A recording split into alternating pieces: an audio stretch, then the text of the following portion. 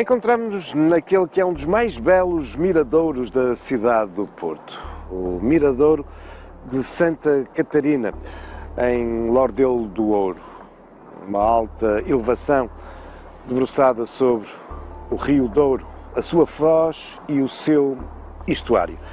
E Santa Catarina, porquê? Bom, porque nos encontramos junto de uma capela, de uma antiga capela de evocação. É esta santa. Uma santa que sempre foi de grande devoção por parte dos homens do rio e do mar, dos marinheiros, dos mariantes. E porquê? Bom, desde logo pela própria iconografia, pela própria imagem desta santa, que nos apresenta aparentemente uma roda de leme. Mas não é. É uma roda de navalhas, evocando o instrumento com que foi martirizada nos primeiros tempos do cristianismo, ao recusar-se, renegar a sua fé, apesar de, insistentemente, o imperador romano o obrigar a tal. Ora, esta roda de navalhas, este sacrifício, sempre foi visto pelos homens do mar como uma analogia. Da mesma forma que eles, agarrados à roda de leme, tinham também uma vida de sacrifício. Mas há um outro motivo para esta ligação das gentes que andam embarcadas a Santa Catarina e a esta capela. É porque também durante muitos séculos, e ainda hoje, ela funciona como uma baliza, como uma marca de referência na navegabilidade da foz e do estuário do rio. Uma referência para quem aqui tem que entrar e subir o Rio Douro. Uma capela antiquíssima.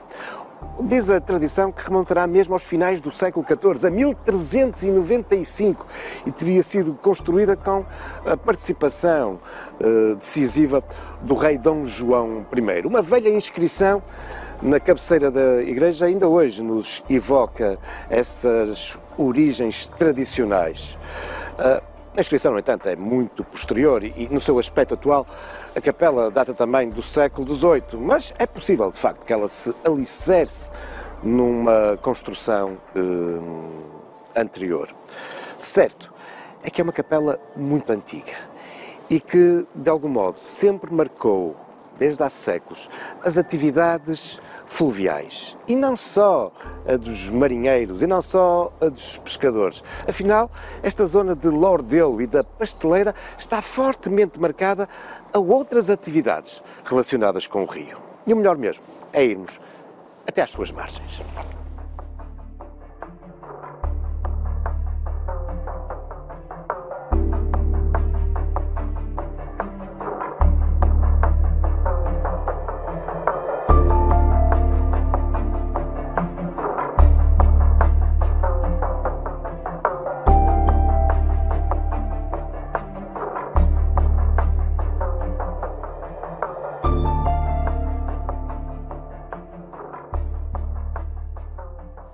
Na sequência dessa doação pelo rei Dom João I, em 1395, desta ermida para que as gentes, os marinheiros e pescadores de Lordelo aí construíssem esse templo de evocação a Santa Catarina, ter-se-á dado uma associação, se é que ela já não é mesmo anterior, no sopé dessa elevação, uma associação a uma montagem de um estaleiro. O estaleiro que fica conhecido como do Ouro, e que se vai prolongar ao longo dos séculos, até ao final do século XX. Temos que perceber que este lugar apresentava então uma extensa praia, de que ainda hoje temos aqui alguns vestígios, embora grande parte desse areal se tenha perdido nos últimos 2 séculos, com o desenvolvimento urbano e com a construção da estrada marginal. Uma extensa praia associado já ao estuário do rio e a uma certa profundidade das suas águas. Enfim, condições de facto ideais para a montagem de um estaleiro, que vai ser muito reforçado no século XVI, quando o rei Dom Sebastião aqui instala também o arsenal da Marinha. Aliás, este torna-se mesmo um grande centro produtor não só de embarcações, mas de alguma forma até de inovações tecnológicas. Está ainda por fazer essa história da importância que este estaleiro teve, nomeadamente para o domínio por parte dos países ibéricos do oceano nessa época. Aqui chegavam, ao longo do século XVII e do século XVIII, quando temos referências aqui à construção de grandes galeões, chegavam as madeiras, por exemplo, vindas de Guifões e Santa Cruz do Bispo, nas margens do rio Lessa, no atual concelho de Matosinhos, as velas produzidas nas terras da Maia. Uma enorme dinâmica que foi depois decaindo a partir do século XIX, mas, como muitos recordarão, de facto até o final do século XX. Aqui ainda assistimos, neste estaleiro, à reparação e à construção de embarcações já bem menores, embarcações de pesca, nomeadamente de traineiras. Foram séculos e séculos de uma enorme azáfama em torno aqui da construção de embarcações. Mas uma azáfama que não se esgotava apenas aqui, no areal, no estaleiro. Afinal, decorrente da construção dos barcos e de toda a atividade mareante que aqui se desenvolvia, havia uma série de outras atividades. E uma delas ter-nos-á deixado um curioso legado, um topónimo, um nome de um lugar.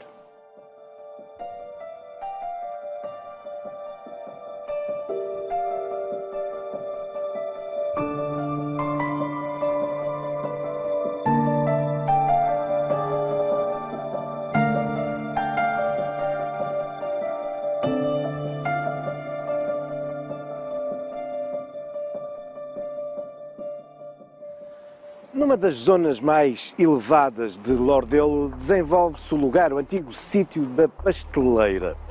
É um topónimo muito curioso e que sabemos que existia já nos inícios do século XIX, de uma forma muito consolidada, por isso poderá remontar mesmo ao século XVIII, embora nessa altura a designação em rigor fosse o pasteleiro. Porque é que se passou a chamar pasteleira e que pasteleiro era este? Bom, é algo que de facto não sabemos, mas alguns investigadores têm colocado umas hipóteses interessantes. E uma delas tem exatamente a ver com toda esta azáfama ribeirinha e mercantil nas margens do rio em Lordelo. Isto porque, durante muito tempo, a base da alimentação das tripulações que andavam embarcadas desde o tempo das descobertas e ainda depois, era o biscoito. Não tem nada a ver com essa produção de doçaria, não. O biscoito resulta da palavra francesa biscuit, biscuit, duas vezes cozido. E sim, tratava-se de um pão, às vezes designado como o pão do mar, um pão achatado, feito com farinha de trigo e que era cozido 2, 3, 4, às vezes até mais vezes. Tornava-se algo muito, muito duro, mas em compensação preservava-se imenso no tempo e por isso poderia ser embarcado e durante longas temporadas consumido. E por isso, há alguns investigadores que colocam a hipótese deste pasteleiro estar exatamente ligado a essa produção do biscoito essencial para as embarcações que demandavam o estaleiro do ouro.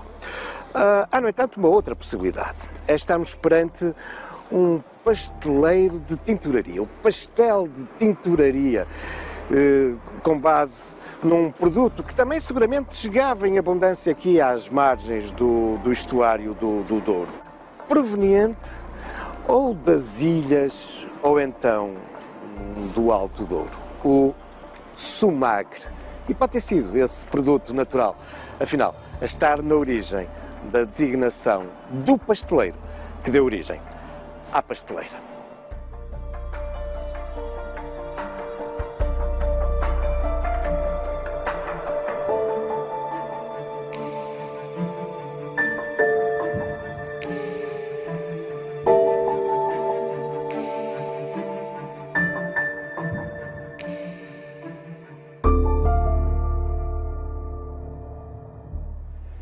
Essa zona alta de Lordelo, a pasteleira, durante muito tempo foi também caracterizada pelo facto de ser cruzada por uma linha d'água, um importante ribeiro que depois se precipitava e desaguava aqui no Rio Douro. Desaguava e continua a desaguar. Em boa verdade, estamos exatamente na foz dessa ribeira. A Ribeira da Granja, ou Ribeira de Lordelo. A sua nascente fica bem no interior da cidade do Porto, na Arca d'Água. Depois, durante séculos, a céu aberto, descia até ao Carvalhido, prolongava-se até ao Viso, descia depois a Ramal do Meio, prosseguia por aquilo que é hoje a urbanização William Graham, o Foco, entrava em Lordelo e depois corria aqui até às margens do Douro, junto daquilo que é hoje o Jardim do Calen.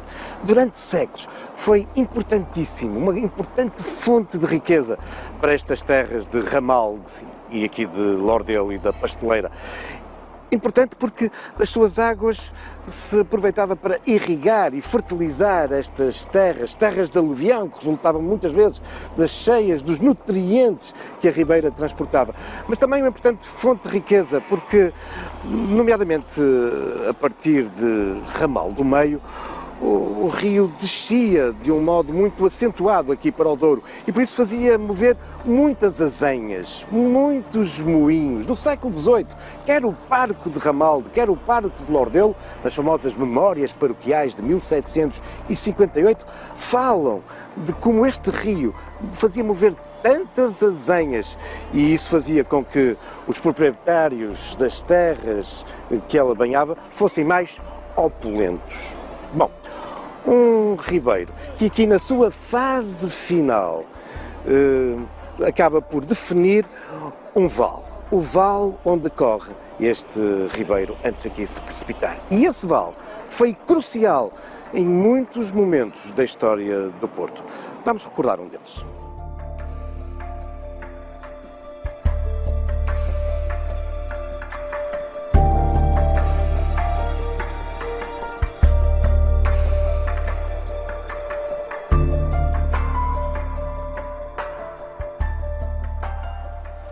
Mesmo em frente ao local onde nos encontrávamos, a foz da Ribeira da Granja, desenvolve-se uma extensa rua, algumas centenas de metros, que ligam essa área ribeirinha de Lordelo a um dos lugares mais altos da freguesia, a Pasteleira.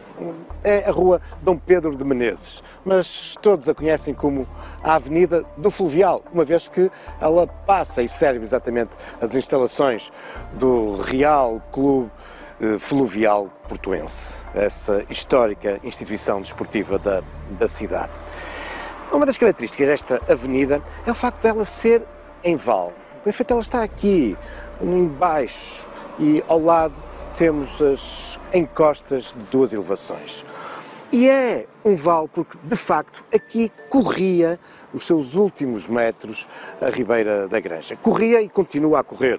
Hoje não vemos, uma vez que ela se encontra entubada debaixo da rua. E esta característica topográfica, este relevo, foi com efeito vital durante o Cerco do Porto, entre 1832 e 1833. Importa explicar que nesse momento fundamental da guerra civil do nosso país entre os liberais e os absolutistas, a cidade do Porto se encontrava cercada. No interior da cidade, Dom Pedro IV, o rei liberal, com os seus 7.500 homens, resistiam a um cerco das tropas do seu irmão, com mais de 40 mil homens, as tropas de Dom Miguel. E se a cidade resistiu ao lado de Dom Pedro, foi porque, em boa verdade, o cerco não era total. Com efeito, a cidade desenvolvia-se na sua resistência aos absolutistas até à foz. E era através das praias, da Praia do Ourigo, da Praia dos Ingleses, mesmo debaixo de bombardeamentos, que, apesar de tudo, durante esses 13 meses que duraram o cerco, apesar de tudo, iam chegando reforços e alguns mantimentos. Conscientes disto, os absolutistas tentaram, durante todo esse período, isolar verdadeiramente o Porto. Como? Tentando descer através deste vale, chegar ao Rio Douro. E se através deste vale que descia da Pasteleira eles atingissem o rio, então aí sim iam conseguir isolar a foz do Porto e tornar bem mais provável a sua vitória sobre as forças liberais.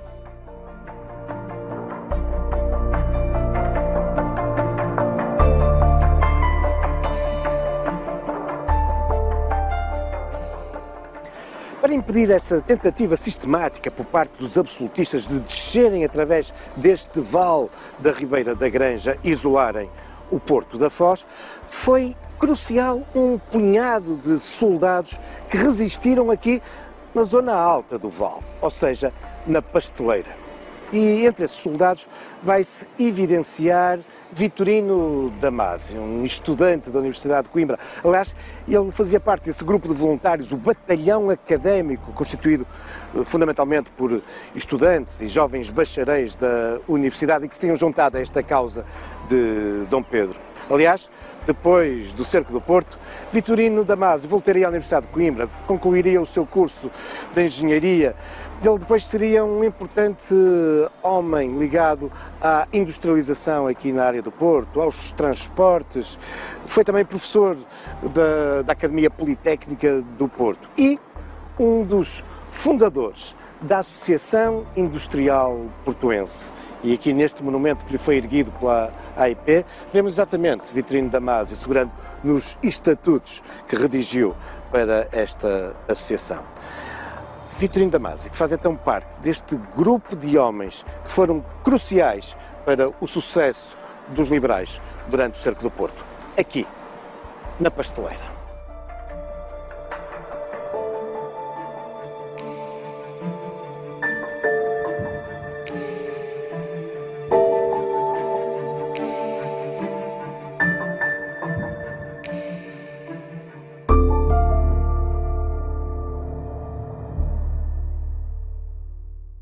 Foram com efeito terríveis esses momentos que se viveram aqui na Pasteleira entre junho de 1832 e agosto de 1833, durante o cerco do Porto.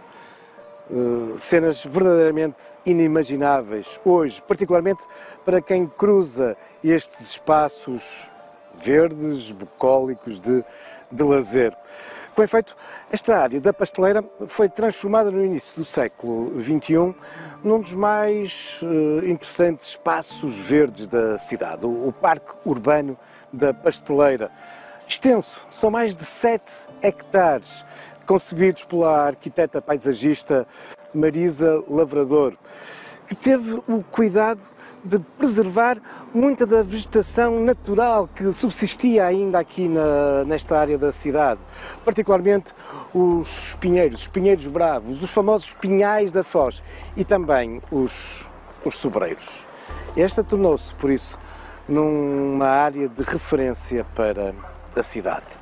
Mas para lá das memórias do cerco do Porto, para lá do espaço contemporâneo de lazer, esta área da Pasteleira reserva-nos outros espaços de muito interesse patrimonial e histórico.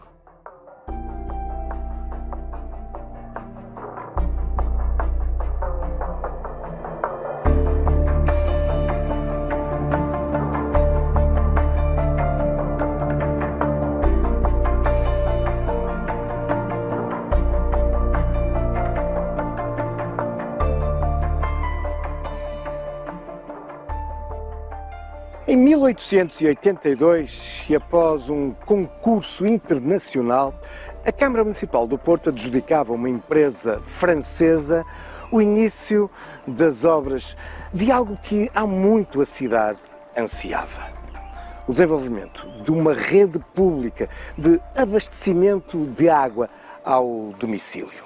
A empresa que venceu esse concurso chamava-se Compagnie des Eaux pour l'Étranger.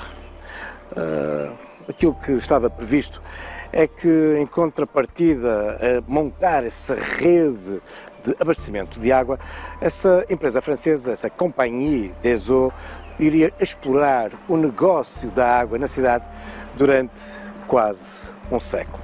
A verdade, no entanto, é que nos anos 30, e muito descontente com o rumo que as coisas levavam, a Câmara Municipal acabou por municipalizar esses serviços da água e do saneamento.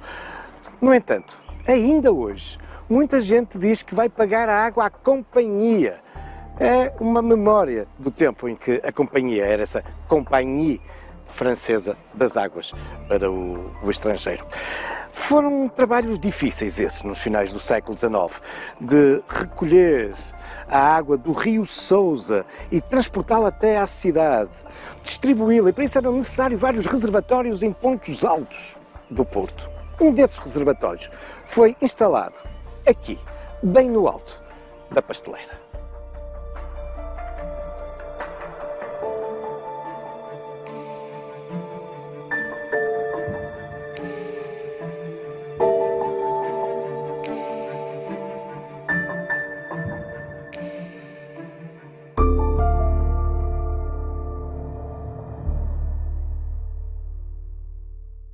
Há já muitos anos que o reservatório da Pasteleira perdeu a sua função original, substituído por um outro ainda maior construído mesmo ao lado.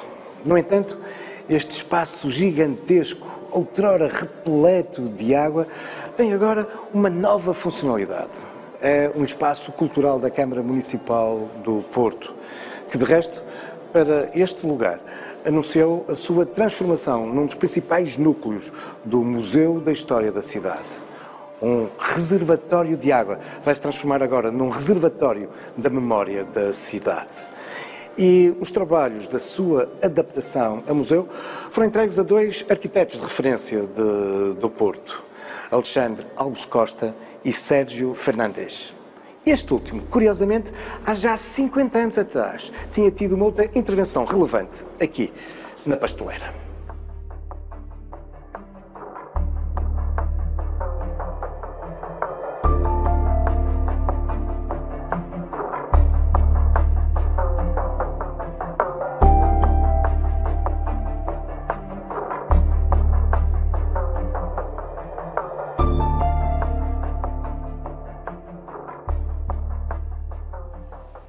Até meados do século passado, a Pasteleira manteve-se como um local relativamente deserto, caracterizado pelos seus extensos milheirais e pinhais. Contudo, a partir da década de 50 do século XX, e fruto do grande desenvolvimento que o Porto então registava do ponto de vista demográfico e urbano, a Pasteleira vai começar a registrar a fixação de importantes conjuntos de habitação camarária, os bairros camarários, mas também outro tipo de experiências, e entre elas vai, de algum modo, emergir um conjunto habitacional da Pasteleira que se tornará numa referência na história da arquitetura e do urbanismo da cidade do Porto. É este espaço onde nos encontramos. O projeto data de 1961 e as obras vão se prolongar até 1973. E entre estes blocos marcantes, modernos, dá mesmo um que acabou por ser a primeira experiência na cidade do cooperativismo de habitação.